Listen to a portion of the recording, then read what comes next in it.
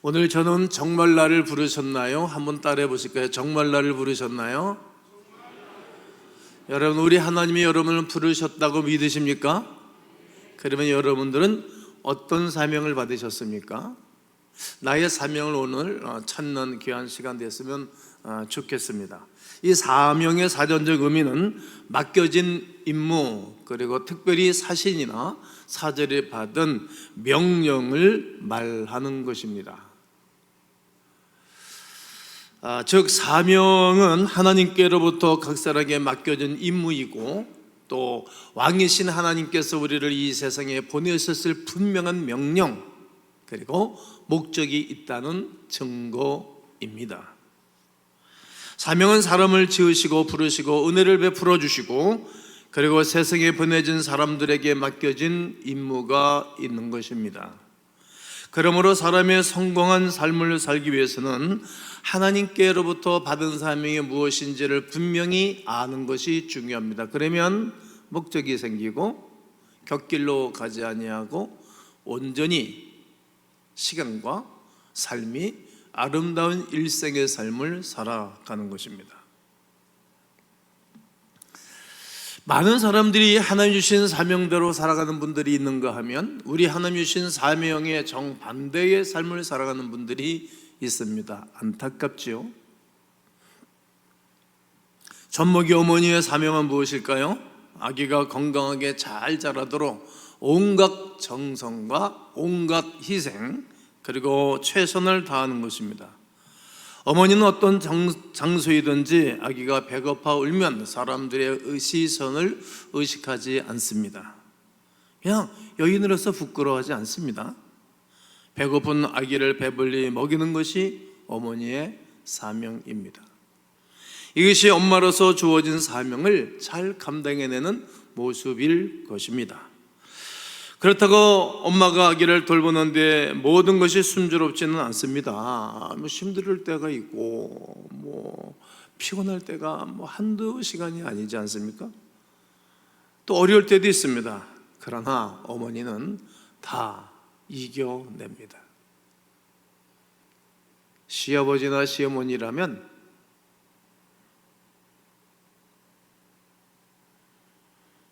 왜 그럴까요? 사명이기 때문입니다. 너 이것이 사명이야 이렇게 말하지는 않았지만, 이렇게 문자적으로 이렇게 정리는 안 되어 있지만 이게 마땅히 할 일이라는 거죠. 사명이기에 힘들어도 행복하고, 피곤해도 즐거워하고, 어려워도 행복하게 이겨내며 감당하는 것입니다. 이것이야말로 진정한 행복이 없다라고 말하고, 세월 지나고 나면 나이가 먹어서 아이들이 멋진 삶을 살아가는 것을 바라보고 흐뭇해하고 만족해하고 행복해합니다. 이런 사명을 이루기 위해서 먼저 사명의 중요성을 알아야 합니다. 사도 바울은 예수 믿기 전에 예수 믿는 사람들을 괴롭히는 것이 자기가 하나님께로부터 받은 사명인 줄을 알았습니다. 그러나 빛 가운데에서 만난 예수 그리스도를 만난 이후에 다른 이들에게, 수많은 이들에게 복음을 전하며 살아가는 것이 사명임을 깨달았다는 말입니다. 진정한 사명을 알게 된 이후 그는 온전히 이 사명을 이루는데 자신의 생명을 조금 더 귀한 것으로 여기지 아니하노라. 사도행전 20장 24절에는 외치는 것입니다. 한 번 더 함께 읽겠습니다. 시작. 내가 달려갈 길과 주에서께 받은 사명, 곧 하나님의 은혜의 복음을 증언하는 일을 마치려 하면은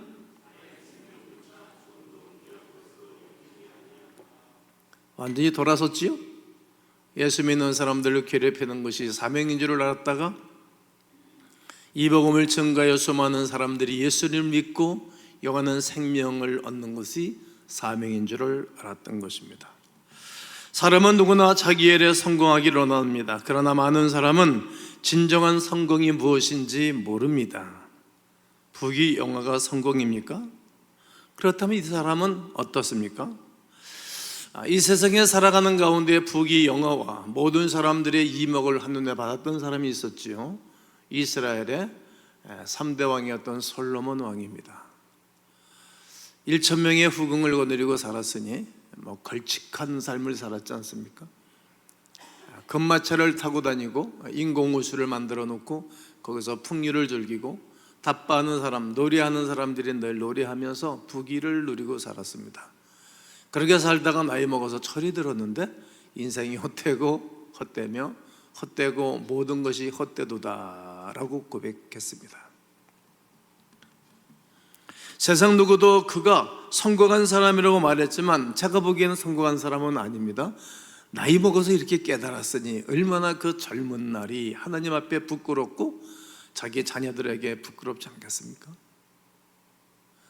그 여러 여인 가운데 태어났던 여인네 아이들끼리 바우케임하면서 서로 왕자를 누리면서 죽이고 살려고 했지 않습니까? 그것이 성공이라고 보지 않습니다. 헛되다라는 말은 세상 모든 사람들이 무가치하다고 하는 것은 아닙니다. 사람이 살아가는 이유와 목적이 우리 하나님과 관계가 없는 것이라면 헛된 것입니다. 지금 내가 이 땅에서 하는 모든 일들이 하나님과 관계가 되지 아니하는 것은 헛된 일인 것입니다. 하나님의 사명을 이루는 것에 방해가 되는 것, 이것도 헛된 일입니다. 솔로몬 왕 역시 결국 성공적인 삶을 살지 못했다는 것이 정리가 되게 됩니다. 성경은 사람을 이 세상에 보내신 목적에 대해서 분명하게 잘 말해주고 있습니다. 그리고 이사야서 43장 7절에 내 이름으로 불려지는 모든 자, 곧 내가 내 영광을 위하여 창조한 자를 오게 하라는 것입니다. 우리가 왜 막대한 시간을 투자하고 막대한 재정을 투자하고 왜 경고 개천을 내려가고 왜 캄보디아 땅을 왜 갑니까? 이번에는 엄청난 달러를 바꿔가지고 갑니다. 왜 가는 것입니까? 하나님께서 정하여 구원받기로 작정된 자들이 우리는 모르잖아요. 가는 거예요. 가서 그들을 오게 하는 것입니다. 이것이 우리의 사명입니다. 그들이 내가 창조한 자들을 오게 하라, 내가 그들을 지었고 또 내가 그들을 만들었느니라, 당신의 소유라고 주장을 합니다. 나는 여호와 너희의 거룩한 이요 이스라엘의 창조자여 너희의 왕이니라. 이스라엘의 창조자가 하나님이고 우리의 왕이라고 선언하십니다. 이 백성은 내가 나를 위하여 졌나니 나를 찬송하게 하려 함이라는 말입니다. 그래서 사람을 지었고 그 사람들을 오게 해서 당신이 친히 영광을 한 몸에 받으시겠다는 말씀을 하시는 것입니다. 고린도 교회 6장 19절로 20절에서는 너희 몸은 너희가 하나님께로부터 받은 바 너희 가운데 계신 하나님의 전인 줄을 알지 못하느냐? 너희는 너희 자신의 것이 아니라 값으로 산 것이 되었으니 그러므로 너희 몸으로 하나님께 영광을 돌리라는 말입니다. 그래서 우리를 부르신 거예요. 너희가 먹든지 마시든지 무슨 일을 하든지 다 하나님의 영광을 위해서 하라고 말씀하십니다. 그러니까 내가 하는 일이, 내가 하는 말이, 내가 하는 행동이 하나님과 관계가 없는 것은 다 세상 것입니다. 우리는 나 자신에게 질문해 봐야 됩니다. 나에게 주신 사명이 무엇인지 정확히 알고 있는가? 그리고 나는 그 사명 따라 하루하루를 살아가고 있는가? 질문하고 답을 본인이 찾아낼 수 있을 것입니다. 많은 성도들이 자신에게 주어진 사명이 무엇인지 모르겠다고 말하지만 사실 그렇지 않습니다. 우리는 지금 전도로, 섬김으로, 헌신으로 사명을 감당하고 있습니다. 사명은 성도의 삶에서 멀리 떨어져 있지 않습니다. 우리의 삶의 현장 영역에 사명을 주어지고 있기 때문입니다. 아주 밀접한 우리의 연결고리로 이어져 있다는 사실을 알아야 됩니다. 미국의 유명한 토크쇼의 주인공 오프라 윈프리를 소개하고 싶습니다. 이 사람은 10대 때 성폭력을 당해서 임신 경험도 있고 얼마나 힘들고 어려운 생활을 살았는지 몰라요? 어붓 아버지에게도 성폭력을 당해서 막 짐승 같은 일을 행했죠. 어린 소녀의 마음이 얼마나 힘이 들었겠어요. 난 이 사람 이야기를 여러 번 얘기했는데 이 사람 얘기하면 내가 마음이 너무 아파요. 그러니까 밖에 나와 살면서 체중이 100kg가 더 넘는 그런 몸매를 가지고 살다가 좋은 목사를 만나요. 좋은 목사를. 좋은 목사를 만나면 사람들이 변하죠. 좋게 변하는 거죠. 예수님이 누구인지를 알게 되어져요. 그리고 그때부터 공부를 해요. 책을 읽어요. 막 너무너무 좋죠. 세상 책 읽는 것이 아니라 기독교 서적들을 읽고 성경을 읽어가기 시작을 합니다. 그리고 변화를 받은 거예요. 다 털어버린 거예요. 그리고 사람들에게 토크할 때마다 내가 그렇게 어려웠던 사람이라고. 사람은 이렇게 아픈 얘기하면 아픈 사람들이 감동을 받잖아요. 여러분, 돈 많은 잘 사는 사람들이 말하는 거 사람들이 별로 안 들어. 목사도 실패했다가 여러 번 목에 때려치고 여러 번 죽다 살아난 사람들의 이야기가 들을 거리가 있는 것이지, 꽃길을 건너온 사람들의 이야기는 별로 들을 거리가 없는 겁니다. 이 사람을 통해서 수많은 사람들이 변화를 받고 시청률이 막 올라간 것입니다. 그는 최악의 삶에서 이제 최고의 최선의 삶을 살아갔는데, 그는 이것이 사명이다 하는 그의 자서전에서 4가지를 쓰고 있어요. 첫째, 남보다 더 가졌다는 것은 축복이 아니다. 사명이라는 거예요. 남보다 아파하는 것이 나에게 있다면 그것은 고통만이 아니다. 그것은 사명이다. 왜? 고통당하는 사람이 길을 찾아줄 길이 있으니까 말이죠. 남보다 설레는 꿈이 있다면 그것은 망상이 아니다. 사명이라는 거예요. 사명. 꿈이 아무데 있지는 않잖아요. 제가 지난 철야 예배 시간에 많은 사람들이 지게는 하늘을 날 수 없다라고 정의를 했어요. 그러니까 사람들이 아예 생각도 못하는 거죠. 그러나 그렇게 생각하지 않는 거예요. 지게도 하늘을 날 수 있다, 이렇게 꿈이 있는 사람이 있었으니 라이트 형제가 도전하는 거 아닙니까? 하늘 나를 수 있다. 여러분, 지구상에 있는 그 어떤 생명체보다도, 비행기보다도 빠른 비행기는 없습니다. 꿈은 망상이 아니라 사명이라는 거예요. 그 꿈이 내게 하나님이 주셨으면 이것 때문에 수많은 사람들이 의미를 누리고 살도록 하는 것입니다. 남보다 부담되는 것이 있다면 그는 짐이 아니다. 사명이라는 것입니다. 우리가 짐이 있을 때 하는 행동이 있잖아요. 요즘 제가 철야 예배 시간에는 기도에 대해서 말씀을 전가하고 있는데 그 소리 크게 높여 기도하잖아요. 짐과 어려움이 있으면 하나님 앞에 나와서 기도하다가 이것이 짐이 벗어지고 사명으로 바뀌어지는 것입니다. 위대한 사실을 오프라 윈프리는 깨달았던 것입니다. 자신에게 닥쳐오는 모든 것들을 사명으로 받아들였던 것입니다. 그리고 그녀가 날마다 일어난 일 중에서 지극히 일상적인 5가지를 정해놓고, 늘 제목을 정해놓고 감사하면서 살았기에 그는 최악의 고통에서 최고의 아름다운 은혜의 삶을 살아갔던 것입니다. 그는 어떻게 감사하며 어떻게 불행을 겪고 일어날 것을 알았던 것입니다. 자신이 살아가는 삶의 현장에서 자신의 사명을 찾았을 뿐만 아니라 삶의 현장에서 하루하루 사명을 이루어 갔던 것입니다. 성도는 이렇듯 살아가는 삶의 현장에서 사명을 이루어가는 것입니다. 내 삶의 현장, 자기의 삶의 현실에 뿌리를 두고 살지 아니하면 호상입니다. 호상. 자기의 그 자리에서 하나님의 개입하심과 하나님의 역사하심과 하나님의 축복하심이 없는 사람은 누구에게 뭘 바라겠습니까? 그러기에 하나님이 나와 동행하게 하사 삶의 열매가 있기를 애쓰는 것입니다. 거기에 사람들의 귀를, 사람들의 시선을 집중받을 수 있는 길입니다.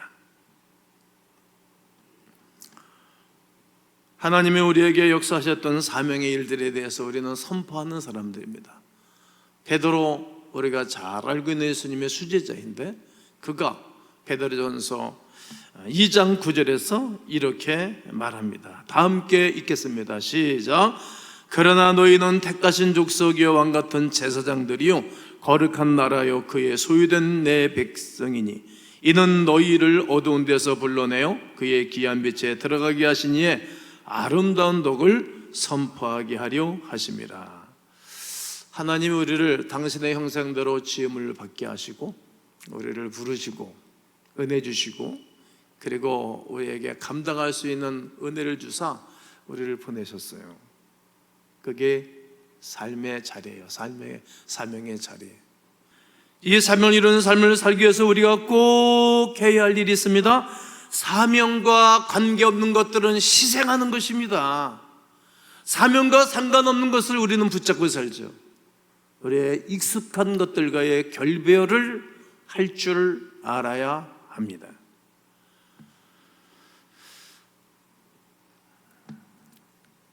고린도전서 9장 24절과 25절에 보면 운동장에서 다름하는 자들이 다 달릴지라도 오직 상을 받는 사람은 한 사람인 줄을 너희가 알지 못하느냐? 너희도 상을 받도록 이와 같이 다름질하라. 우리는 지금 전도로 섬김으로 헌신으로 사명을 감당하고 있습니다. 사명은 성도의 삶에서 멀리 떨어져 있지 않습니다. 우리 삶의 현장 영역에 사명이 주어져 있기 때문입니다. 여러분들이 섬기는 교회에 사명이 주어졌던 것입니다. 꼭 기억하셔야 됩니다. 이기기를 다투는 자마다 자기 일에 절제를 한다는 겁니다. 그들은 썩을 승리자의 관을 얻고자 하되 우리는 썩지 아니할 것을 얻고자 하노라. 운동장에서 경기하는 선수들은 다 버리는 거예요. 진정한 승리에 대한 상을 받기 위한 편법을 쓰지 않는 것입니다. 또한 교만, 시기, 분노, 게으름, 분냄, 또 부정, 탐욕, 정욕을 이겨내고 오직 성경이 말씀하시는 절제에 셀프 컨트롤, 스스로 절제하면서 살아가야 할 것입니다. 우리가 사명을 감당하도록 그럴 때 우리 하나님이 은혜를 주시고 힘을 주실 줄로 믿습니다. 여러분들 기도해도 하나님 나에게 한 번 말씀하지 않는다면 그 문제는 나에게 있지 하나님께 있지 않습니다. 점검해 보셔야 합니다. 바울처럼 하나님 주신 상을 받기 위해서 심다하시면 좋겠습니다. 하나님께서 정하신 성경대로 편법을 행하지 않았으면 좋겠습니다. 자기 몸을 치는 자기의 절제를 통해 사명을 감당하기를 주의 이름으로 선포합니다. 그런 이들에게 주시는 하나님의 복은 무엇일까요? 이사야서 61장 6절과 7절을 보면 오직 너희는 우리 여호와의 제사장이라, 제사장같이 복을 준다는 말입니다. 사람들이 너희를 오직 하나님의 봉사자라 할 것이며 하나님의 봉사자, 하나님이 야 김동기가 훌륭하게 봉사를 하는구나, 최선을 다하는구나, 그래 내가 너희 교회에 목양정에 복을 줘야지, 목양정의 성도들을 삶의 질을 높여야 되겠다, 하나님이 그러게 할 거 아니겠습니까? 너희가 이방 나라들의 재물을 먹으며, 여러분 우리나라는 뭐 자원은 있지만 자원이 많은 나라는 아니잖아요. 뭐 석유가 없는 나라잖아요. 또 많은 이렇게 자원이 많은 나라가 아니에요. 근데 우리나라는 수출을 하지 아니하면 밥을 못 먹고 사는 나라예요. 그런데 우리가 이방의 재물을 먹고 살지 않습니까? 이게 신기한 거예요. 어떤 것일까? 복음을 증거하고 늘 새벽에 기도하는 여러분의 기도 때문에 이 나라가 이방의 재물을 먹고 사는 것입니다. 여러분 전쟁 이후에 70년 만에 이북은 빈국이 됐어요. 날마다 협박이나 공갈이나 치고 돈 달라 그러고 뭐 이상하게 정부 국가 자체가 마약을 만들어 가지고 팔아 가지고 그게 국가가 경영을 하면 그게 되겠습니까? 그 참 신기한 나라가 됐어요. 너무 생각해도 이상해. 그러니까 대한민국은 70년 동안에 엄청난 이방인의 재물을 먹고 사는 거예요. 현대자동차, 기아자동차 요즘 맞으면 날개도 친 듯이 전 세계 시장을 덮잖아요. 삼성전자가 전 세계를 덮고, 그게 뭡니까? 바로 이방의 재물을 먹는 거예요. 전 세계 많은 사람들이 한국 오려고 그러잖아요. 지난번에 케냐, 탄자니아, 우간다 갔는데 우리가 가는 곳마다 사람들이 얼마나 좋아하는지 몰라요. 마사이족들 만나서 그 사는 것을 환경을 가서 돌봐봤는데, 야, 나 우리 보고 몇 살이냐고, 나 한국 나이로 66세 깜짝 놀라요. 엄청나게 그 추장이거든요. 우리나라 말하면 이장이란 말이에요. 이장. 키는 크고 막 기글은 장대한데 아주 하래 이 앞니빨 다 빠지고. 너는 그래 몇 살이냐? 그러니까 자기는 45. 한참 할아버지 같았나 보다. 이야, 참 신기해요.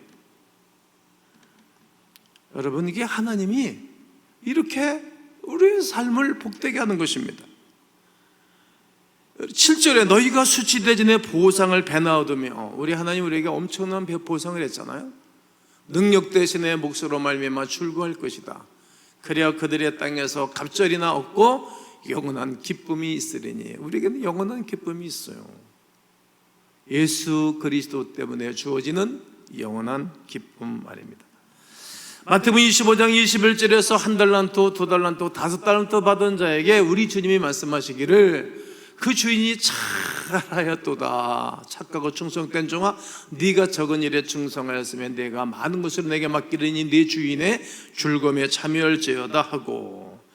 여러분, 하나님께서 우리에게 주어진 봉사, 우리에게 주어진 그 자리, 우리에게 맡겨진 그 귀한 일들을 잘 감당하는 사람들에게는 우리 왕이신 그리스도 예수께서 참 잘하였도다. 착하고 충성된 자나 네가 주인의 즐거움에 참여할지어다. 이 세계가 열리셔야 됩니다. 그렇다면 하나님께서 이 세상에 우리를 보내신 목적이 무엇일까요? 오늘 에베소 2장 10절을 다 함께 읽겠습니다. 시작. 우리는 그가 만드신 바라 그리스도 예수 안에서 선한 일을 위하여 지으심을 받은 자니 이른 하나님이 전에 예비하사 우리로 그 가운데 행하게 하려 하심이니라. 여러분과 제가 하나님의 창조물이라는 사실이에요.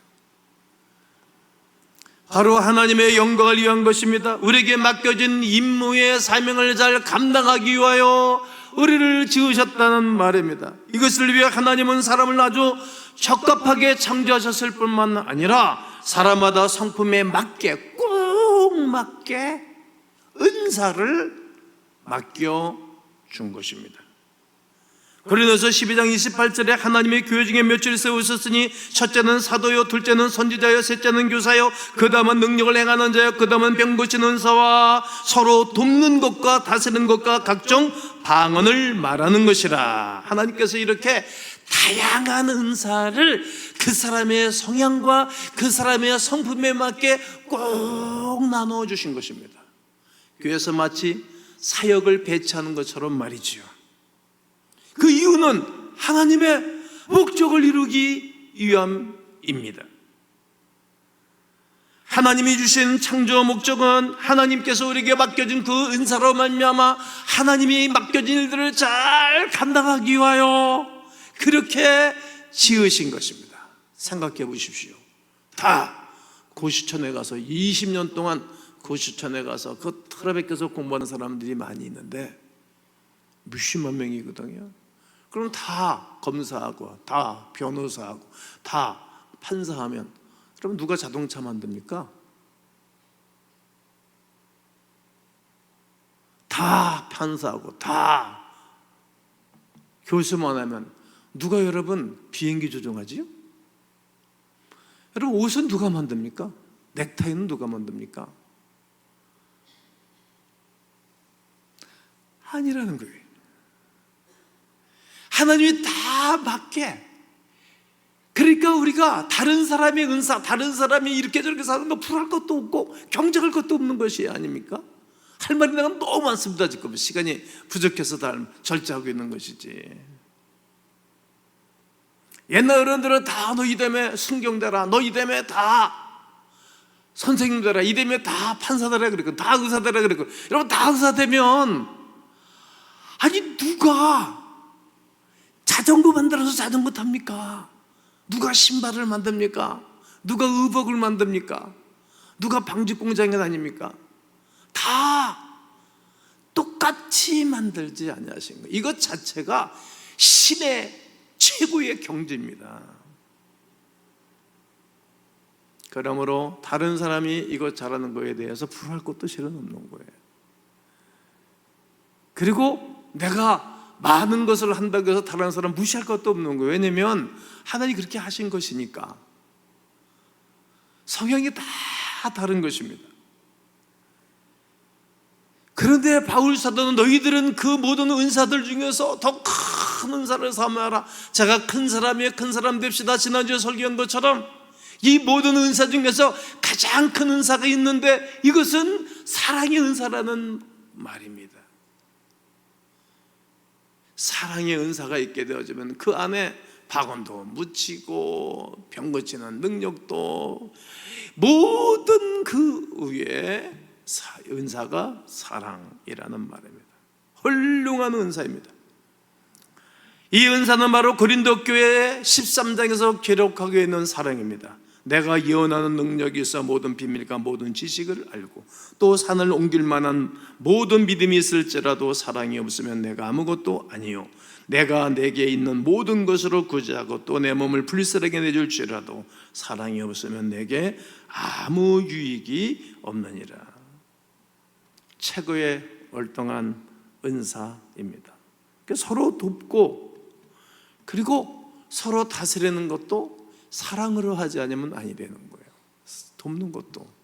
사랑이 뒷받침되지 아니한 은사 활동은 사람들의 눈살을 찌푸리게 하는 것입니다. 세상에서 부귀와 영화를 얻지 못했다고 해도 사랑의 은사를 받았다라면 가장 큰 은사를 받은 것입니다. 그뿐만 아니라 모든 은사는 사랑으로 행해야 합니다. 교회에서 봉사하는 것도 전도하는 것도 영혼 사랑해서 하는 것이지 영혼 불쌍해서 하는 것이지 그것이 없이 무슨 나타내기 위해서 하는 것은 아주 우스꽝스러운 일입니다. 또 역사도 일어나지 않습니다. 영혼을 붙들고 그냥 끌어안고 울면 거기에 역사가 있어요. 사랑 없는 은사는 소란하고 문제만 일으킬 뿐입니다. 내가 가진 은사가 하나님의 목적에 합당하게 쓰임받고 있는지 점검해야 되고 나를 통하여 하나님의 거룩한 은사가 적합하게 사용되어지도록 기도하고 승리하셔야 합니다.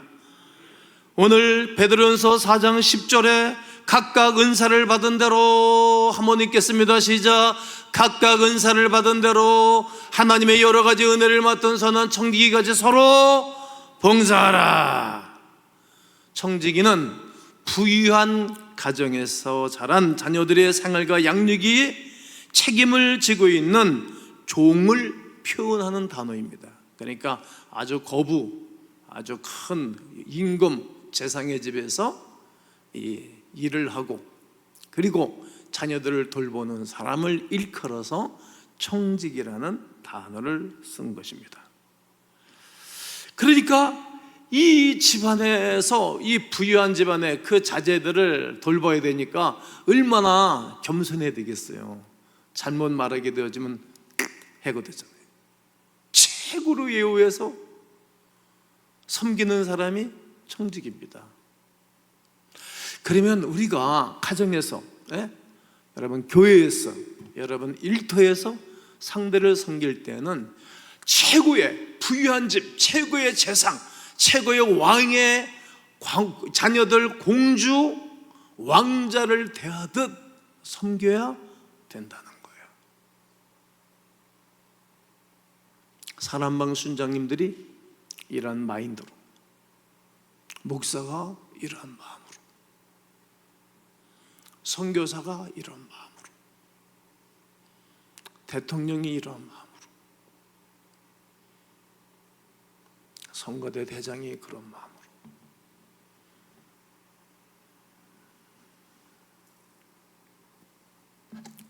하늘나라의 백성들의 양육 책임권을 그들에게 준 것입니다. 은사를 받은 사람은 마치 전환 청지기같이 서로에게 봉사하고 교회에 지쳐 있는 성도들을 성실하게 최선을 다해서 잘 돌보고 훈계해서 세워놓는 것입니다. 국제 네트워크 사역의 설립자이자 회장인 브루스 벅비는 그의 책 은사 종합 검진 또는 소그룹을 위한 영적 은사 발견 테스트에서 이렇게 정리를 했어요. 모든 은사는 모든 믿는 자에게 하나님의 은혜와 목적을 따라 성령님께서 그리스도의 몸인 교회를 세우기 위해 주신 특별한 능력이다 라고 정의를 했습니다. 여러분, 모든 믿는 자에게 은사를 주신 것은, 모든 믿는 자에게 모든 은혜를 주신 것은 하나님의 교회의 백성들을 잘 돌보기 위하여 섬기려고 주신 능력이라는 거예요. 그러나 섬김의 능력이 없는 사람은 잘못 받은 것입니다. 교회를 세우기 위해서 하나님이 우리에게 은사를 주셨다는 겁니다. 하나님 우리에게 주신 것들이 참 많습니다. 여러분, 주신 건강도 엄청난 은사입니다. 여러분 한 달 한 달 여러분 직장 가서 소득의 10의 1조 바치는 거고 엄청난 은사입니다. 그냥 뭐 하다 말고 그런 분들도 계신데, 그렇게 하면 그게 충성된 종이라고 하진 않겠죠. 하나님이 이 일을 위해서 우리가 한 달 있는 자리에서 살아가고 평생을 살아가는 것입니다. 우리 하나님이 우리에게 주신 은사는 뭐 자랑하기 위해서 우리에게 하나님이 주신 것은 아닙니다. 다른 사람들에게 나타나기 위해서 주신 것도 아닙니다. 다른 사람들에게 혐오감을 주기 위해서 주신 것도 아니고, 다른 사람들을 기죽게 하기 위해서 주신 것도 아닙니다. 섬기라고. 왕의 자손들, 왕 같은 하나님의 사람들, 공주 같은, 왕자 같은 큰 부유한 집의 자녀들을 잘 섬기는 청지기같이 잘 섬기라고 주신 은사입니다. 나는 여러분과 제가 묵묵히 사랑으로 섬기고 봉사하는 은사를 받은 우리 광민들 모두가 되시면 좋겠습니다. 이렇게 한번 따라할까요? 주여, 하나님께 영광만 돌리게 하옵소서. 주여, 사랑의 은사를 주시옵소서. 주여, 모든 것을 예수님의 사랑으로 행하게 하옵소서.